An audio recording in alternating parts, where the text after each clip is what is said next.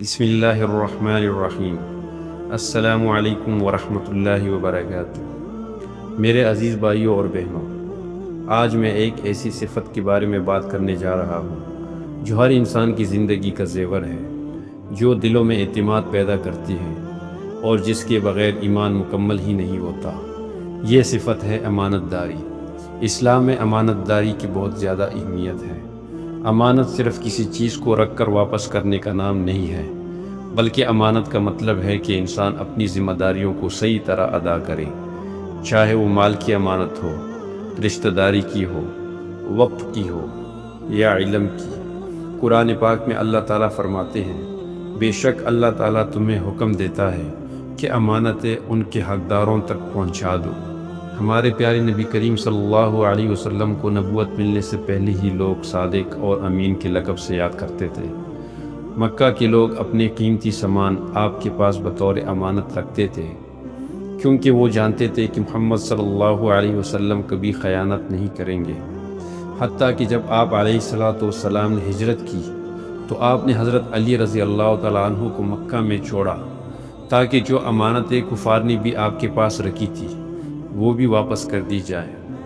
غور کریں، وہ کفار جنہوں نے آپ علیہ السلام کو ستایا، لیکن پھر بھی وہ آپ علیہ السلام کی امانت داری پر اتنا بھروسہ کرتے تھے کہ اپنی قیمتی چیزیں آپ کے پاس رکھتے تھے۔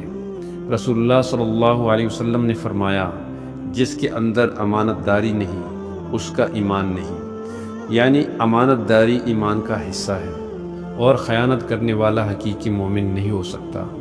میرے دوستو، امانت داری صرف پیسے یا مال تک محدود نہیں۔ اگر کوئی آپ کے پاس بات کرے اور کہیں کہ یہ راز ہے تو یہ بھی امانت ہے۔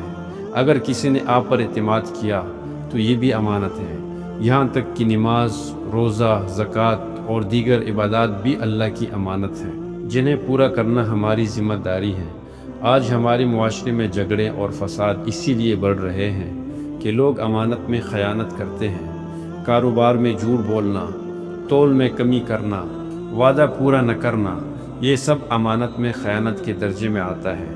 اگر ہم چاہتے ہیں کہ ہمارے کاروبار میں برکت ہو، رشتوں میں اعتماد ہو اور معاشرے میں سکون ہو تو ہمیں امانت دار بننا ہوگا۔ امانت دار انسان دنیا میں بھی عزت پاتا ہے اور آخرت میں بھی کامیابی اس کا مقدر بنتی ہے۔ امانت دار انسان دنیا میں بھی عزت پاتا ہے اور آخرت میں بھی کامیابی اس کا مقدر بنتی ہے۔ اللہ تعالی ہمیں ہمیشہ امانت دار بننے کی توفیق دے اور ہر طرح کی خیانت سے محفوظ رکھے۔ آمین۔